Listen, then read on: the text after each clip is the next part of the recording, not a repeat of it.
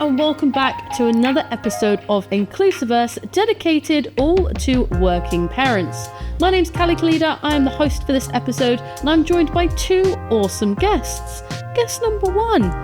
Hi, I'm Louise Coulbeck.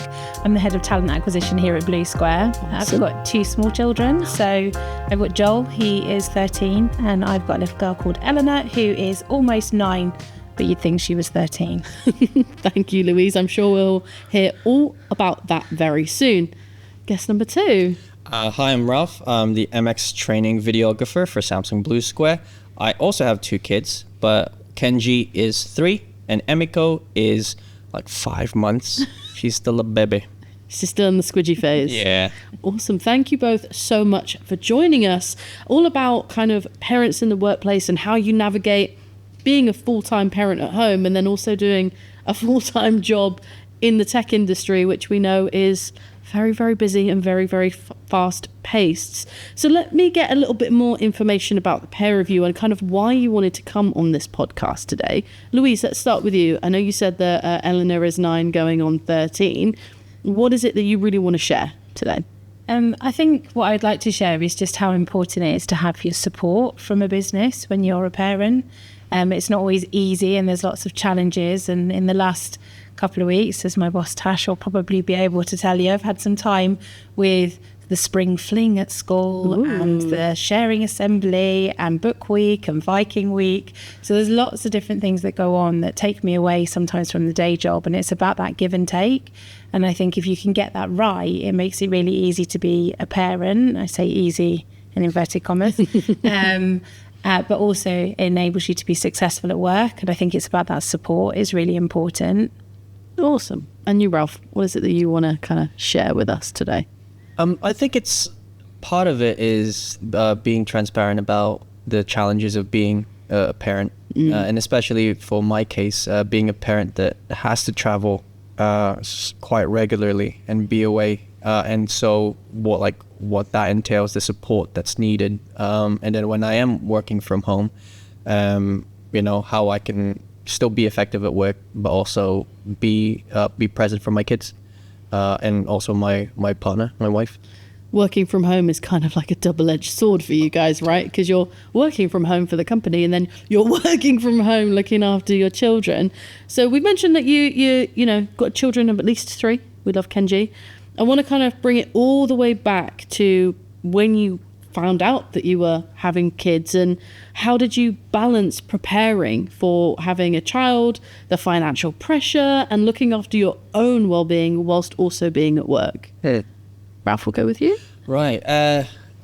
To be completely honest, I think it was still it was a happy surprise. Obviously we planned for Kenji as well, but when we did find out that we were pregnant, I was like, oh, fantastic, amazing. But then I was like, okay, what do I do? How is this gonna work?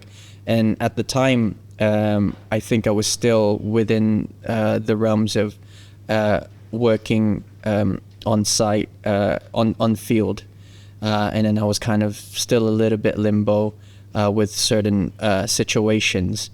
So I'm like, okay, how am I gonna do this? And so there is slight anxiety of how am I gonna provide for my family? How is this gonna be if I have to be away at work while my wife has to basically raise this kid? And so a little bit of that, the worry started coming in. But I think, thankfully, the role that I got afterwards allowed me to work from home, I think majority of the time, if not all the time. So I was extremely blessed to be able to be there, work my hours, and then literally hop off the computer, go back downstairs, and then see my family. So, which was fantastic. Obviously, of course, it's not like that with everyone.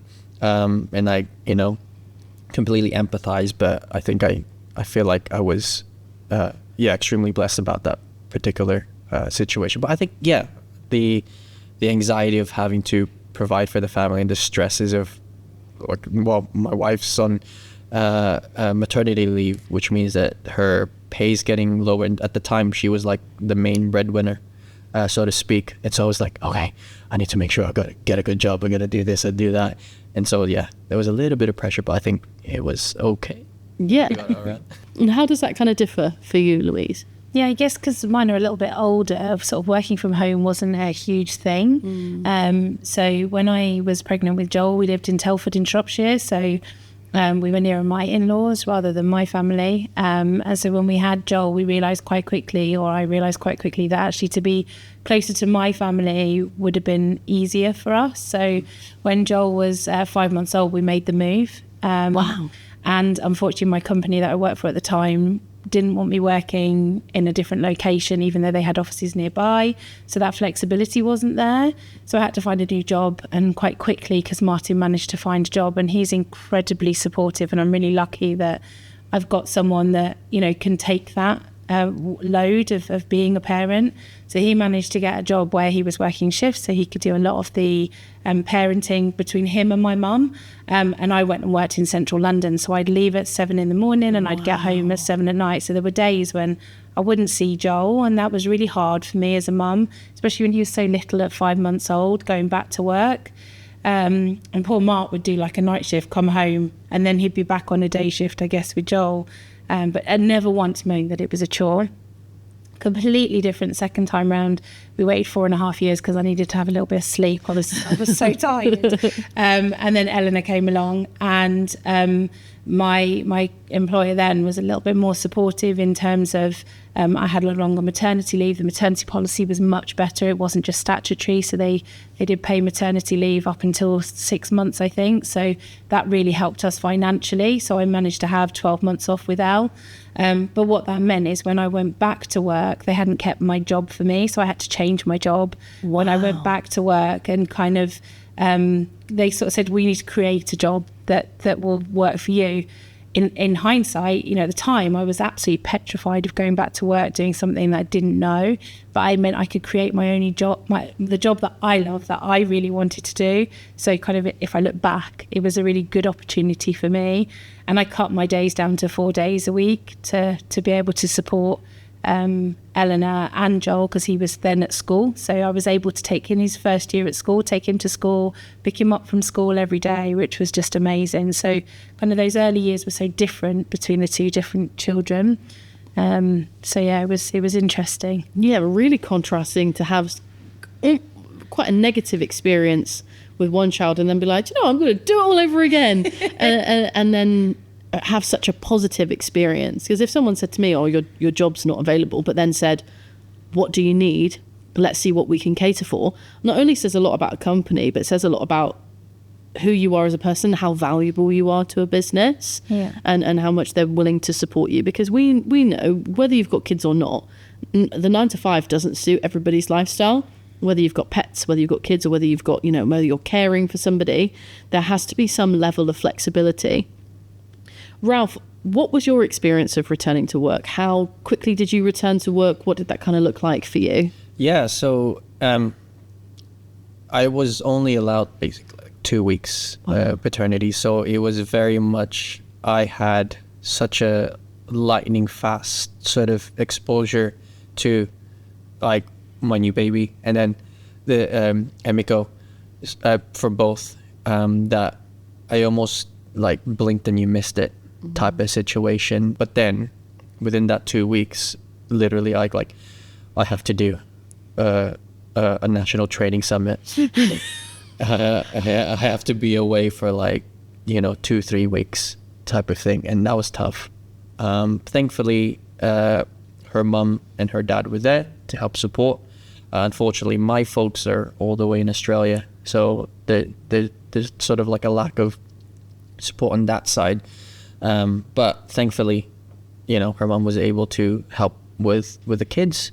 But yeah, I mean, 2 weeks was too quick. Both, I think, as a dad wanting to spend time with their kids, but also as a husband wanting to support his partner.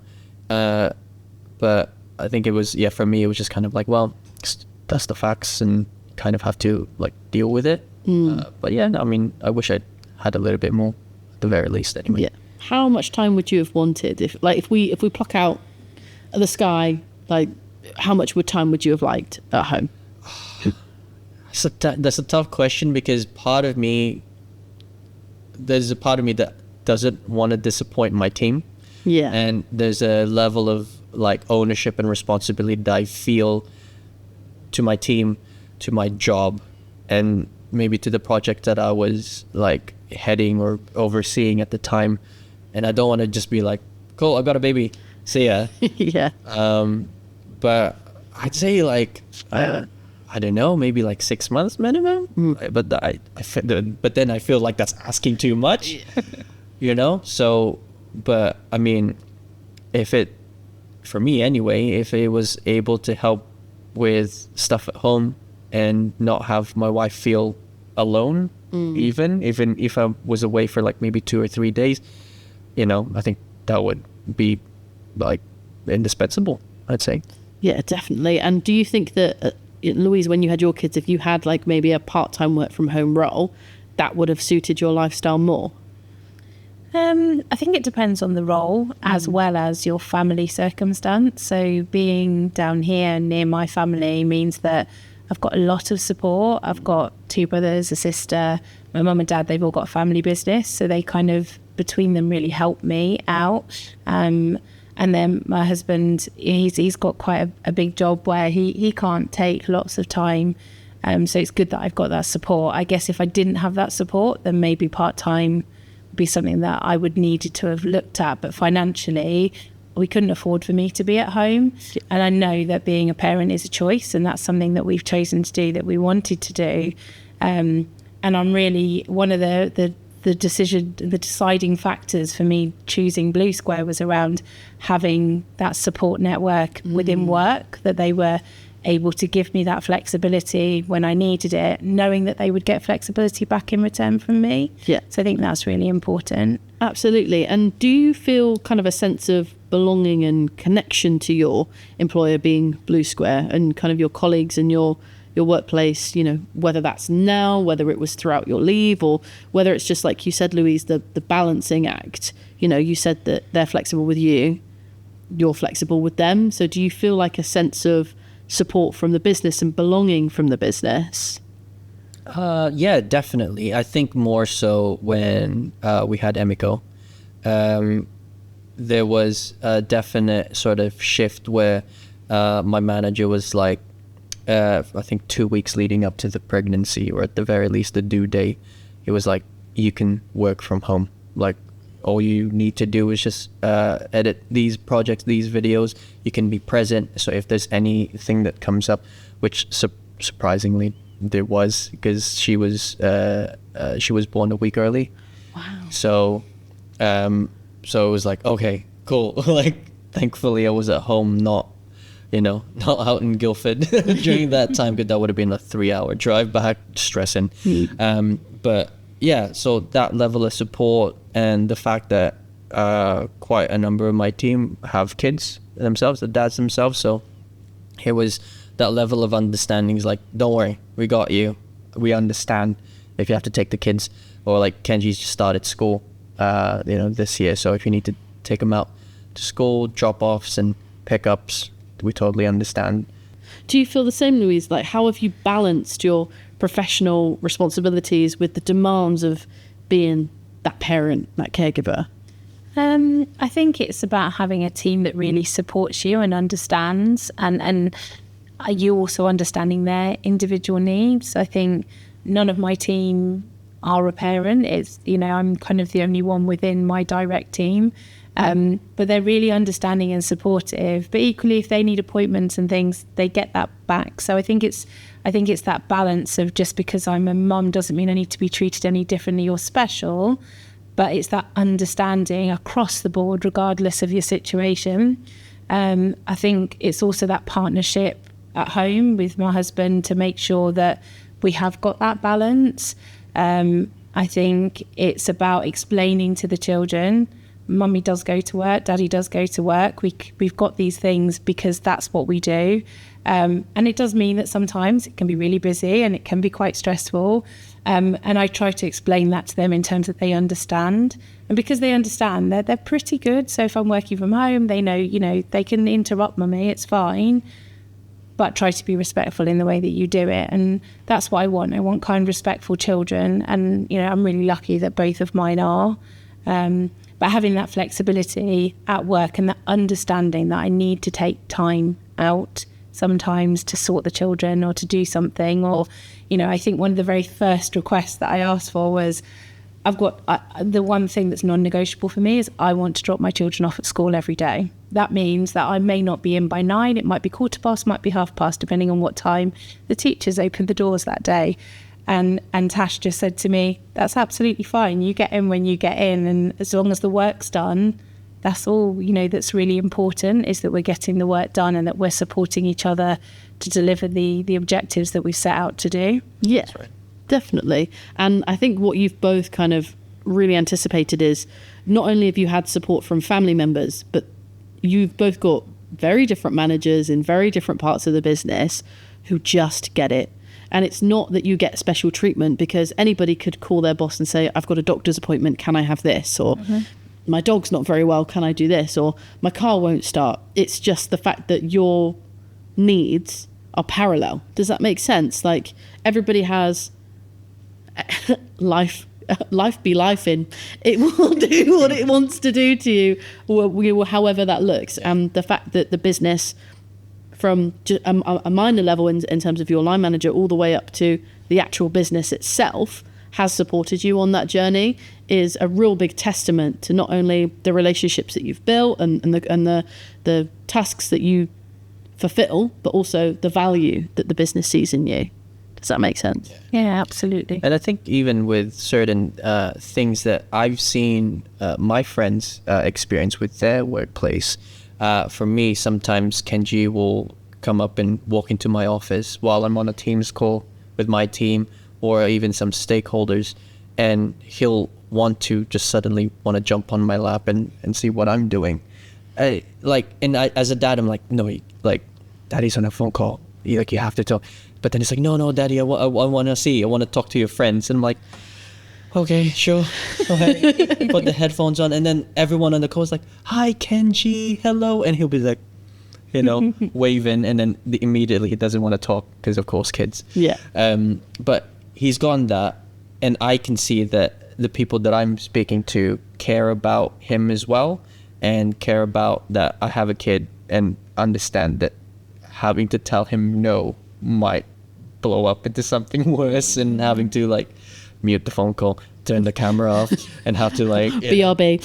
Yeah, pretty much. You know, looking at that in contrast, I've got a friend who works for a company. He has to basically lock himself in his office because the rules are you can't have kids in your calls. Wow. It's very, very strict. So I'm just like, I mean, for the kid, that probably must feel quite isolating. Mm-hmm. But I mean, again, you kind of have to deal with it because that's your job. Yeah. But it also shows how much sort of leeway you get then, and how much understanding you have as somebody who's a working parent and maybe working from home. Mm. Yeah. I've always lived by the get what you give motto. Like, I've managed people previously. My boss knows that she will get 10 hours a day out of me, if not more. The work will always be done. I will always do whatever it takes to do what I can for the business, because the business is so supportive of me. And I feel like that's the vibe that I get from you guys, is that you will do whatever it takes to get the job done because the business does it for you. Absolutely. Although I think that if I look at my husband, for example, he will do what it takes to get the job done. But because of the job that he does, it's not easy for him to step away and do the parenting responsibilities. He will where he can, but in terms of pickups, drop-offs, that's generally me. It's me that's coordinating the things. And I think when they were a lot littler, there was a point where the mental load of being a mum, of remember, you got to get to this party at this time, and then you've got Viking week, and then you've got Wild Book Day, and it all got a bit much. And Mark just said to me, right, so we downloaded this app called the Family Wall, and anything that comes in, all my job is to put it in there. He will then look and go, right, what do you need me to do out of this week? Which is really, really helpful and really supportive. But he can't always go and do the pickup and the drop off because of the job that he does. And I think having that supportive partnership is really important, but it's also choosing your job wisely in the company that you go to, because some companies aren't as supportive as others, whether it's because they don't want to be, or whether it's because they're not there yet, or whether it's just they just physically can't because of the type of environment that they're in. Like a police officer, for example, that's not an easy job to pick up and drop down. So I think it really does depend on your choices as a family unit, and what support network you've got around you, because that's, I think, one of the many reasons why I'm successful is because of my support network, both in work and outside of work. And those are choices that I've made deliberately to try and be as successful as I can. Yeah, definitely. And it is all about balance. And Louise, I think this kind of leads us nicely on to, did you ever worry that having children would stunt your career development? And did your kind of mentality towards your career development change when you did have kids? That's a really good question. I think that when I had Joel, I kind of was, I'm an expert at what I do, and I love what I do, and I'm happy at that level. And then when I had Eleanor, I was kind of the same mindset. I'm a mum first, and I'm a recruiter second, and I know I can do both things. So actually, when they said to me, would you consider taking a promotion? I was like, no, I think I'm quite comfortable here being mum and this. I don't want the added pressure. So then when the opportunity did come along, someone didn't ask me. They just went straight in and got someone from the outside, because I'd said no 2 years ago when my children were very small. So I was overlooked because I didn't think I could do both. But as I've got older, and as the children have got older, absolutely I can do both. And that's on me to go and find those opportunities and to make that change and to make that happen for me. But also I want to be a role model to my children. Don't let barriers get in your way. Find a way to get round them. Get the support network to be able to help you get there. Yes, has it taken me a little bit longer to get where I want to be? Possibly. But I don't regret any of the choices that I've done, and I don't think my career's been stopped, but maybe just a bit slower in getting to where I want to be. Yeah, and that's so valid, because 2 years may not seem like a long time, but in kid world, 2 years is a long time. They have got full-fledged personalities. They can speak. The tantrums are flowing in the supermarket. Like it's a big enough jump for your priorities to shift, or your capabilities. Like, I can now balance this, to shift. And Ralph, you've done a variety of different roles for Blue Square. How has your kind of career progressed with your kids? Like, how are you finding your balance now that obviously Kenji's a little bit older, and then we had the introduction of a brand new limb into the family? Having kids, I think it has sort of given me more of an incentive to progress career-wise. How that's going to be, I'm not sure myself, because I personally don't feel like I'm not manager material. Like, I can't boss people around. I just want to do and make videos. How's that going to work? Ralph, do video. Yeah, that's it. No, but like, naturally speaking, like, I wonder how that's going to be, whether it's for another company or within Blue Square still. But I now know that I sort of, like, I wouldn't say like a fire has kind of been lit, but I want to do well. I want to do well for my kids. I want to do well for my family, and I want to be able to, it seems kind of stereotypical, but I want to provide as the man of the house. Like, the way you said that just got me. But like, in that sort of stereotypical role of the provider and the protector, and I want to be that. I want to be the role model for my son and my daughter, and yeah, as kind of soppy as it is, I love them to bits, and I want to give them the best that they can have. And so if it's me being a manager and managing people, so be it. Manager. I think there's a real misconception that in order to progress, you have to be a manager of people. And I don't necessarily think that's true. I think you can be a specialist and still be absolutely amazing and be the best what you can be in some industries, in some jobs. Actually, the doers are on more than some of the managers because their skill sets are so valuable and rare. And I think it's about teaching our children, you work hard, but you've got to love what you do. Yeah. Because if you don't, it's a long time at work. So that's one of the messages that I try to get home is I love what I do. I absolutely love my job. And I really hope that they find something that they're equally as passionate about. Yeah, same. And you touched on something briefly before you went into a really nice sentimental piece about loving your job, which is really nice to hear, about overcoming misconceptions. How have you both overcome kind of potential stereotypes or preconceptions about kind of your commitment to your role and capabilities of spending the time with your kids? I think for me, one of my jobs when Eleanor was quite little and I lived quite a way away, to drop Joel off at school and then to get into the office, I had to go around the M25. Oh. So I asked if I could get in for 10 o'clock rather than 9 o'clock, and they were absolutely fine with that. My boss was, yeah, that's fine. We can do that. You need to work till 6. That's fine. I missed the traffic both ends-ish. But as I'd get into the office, people would be like, oh, what time do you call this? And they're only joking. But actually for me, that was, oh my goodness, I must be really bad at my job, because people are clock watching me.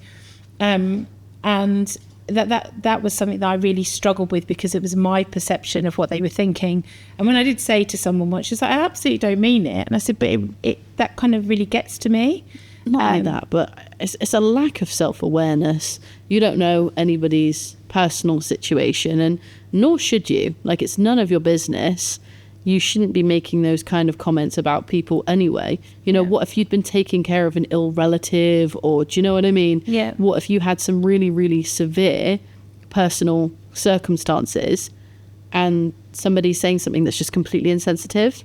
But equally, they left at 5:30 every day, and I was still there till 6:30, sometimes 7, so it's that you just don't always see the full picture. Yeah. And again, one of the things about Blue Square is I can walk in, and I said it earlier, I can walk in any time between 9:30. I mean, I could even walk in at 10, and I don't think anyone would raise an eyebrow in terms of, oh, Louise is rolling in at this time, because it just doesn't happen. It's just accepted that everyone comes in at a time that is suitable for them, for their circumstance, which is great. And it makes me feel really, really a part of the business, and kind of, I guess, belonging is how I feel. Yes, the key word, right? Yeah.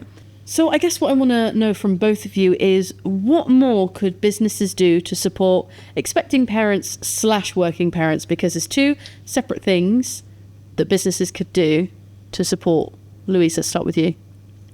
I think probably as early as maternity, or when you're preparing to go off on parental leave, and you need to replace that person, give as much notice as possible. Because actually, I think that was one of the things that if they'd have recruited my replacement sooner, I wouldn't have been so stressed in like the week leading up to the day that I went off on maternity. So I think trying to be as prepared as possible, because I guess it's not a surprise that someone is pregnant, and we've got sort of 9-10 months to prepare for that.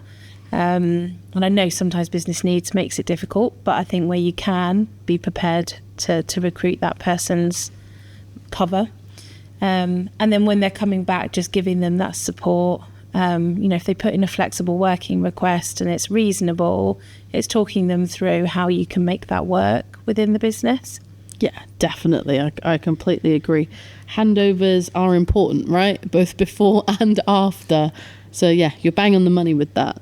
What about you, Ralph? I think I mentioned this earlier, but I think enhanced parental leave, or at least paternity leave, that is, like I said, 2 weeks is not enough.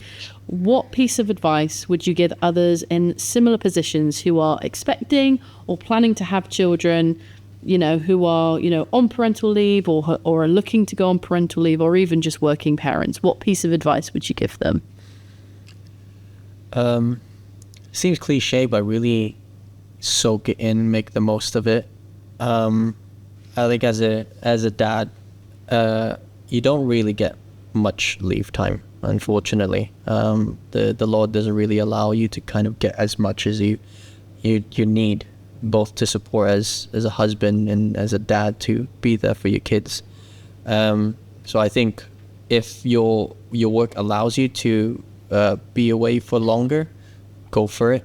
I say ask. I'd probably say, like, if you don't, if you don't ask, you don't get. True. Very true. So I mean, obviously the worst they can say is no. Yeah. Hopefully. And then you're no worse off than you were before. Exactly. So apply for that leave. Spend the time with your partner, spend the time with your kids, because first year, first 2 years, like formative years, that's the time where you can really bond with them, and you can kind of really spend that quality time before they suddenly grow up. They start talking back. but that is, I feel like that's very, very important. And I think for those maybe working in maybe not so fantastic situations, I think maybe you can try and be the change that you need in the workplace. Start looking for certain avenues and in ways to provide for other parents, future parents, things like that. But I think just in the word, just make the most of it and spend as much time as you can. Soak it in. Yeah. What about you, Louise? Last sign off before we end today's episode. I think it that really resonates in terms of enjoy every moment, because blink and it's gone. It's gone. But equally, it's really important to take time for you. Too often coming to work is seen as that's your break. And so I think it's really important that you and whoever you're doing it with, your partner, you both give each other that time to go and have time together and have time on your own. Me personally, I absolutely need at least once a month some time just out on my own. Decompress. Yeah. My time on my own actually is walking the dog in the morning for an hour. That's just my headspace with my dog. I'm happy. But I think that, don't get me wrong, I'm not happy when I'm not with the kids. Just to clarify, slight disclaimer. But actually, enjoy every moment. It won't all be smooth running.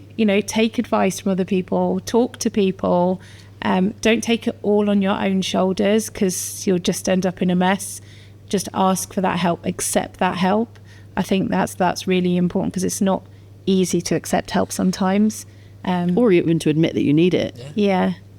So I think that's really, really important. But being a parent is the most rewarding thing. It's hard work, but the most rewarding thing, and having a supportive employer makes it even more rewarding. So I think that's probably my sign on. Makes it easier to be a better parent as well. Yeah. Because you're not pressured to have 2 jobs. Yeah, you're not putting that stress on your family or your kids. Yeah. I really appreciate you both coming and being a guest on INclusiverse today. Thank you so much for sharing your experiences as working parents. So thank you to our listeners for joining us on this episode of INclusiverse, and we'll see you in the next one soon.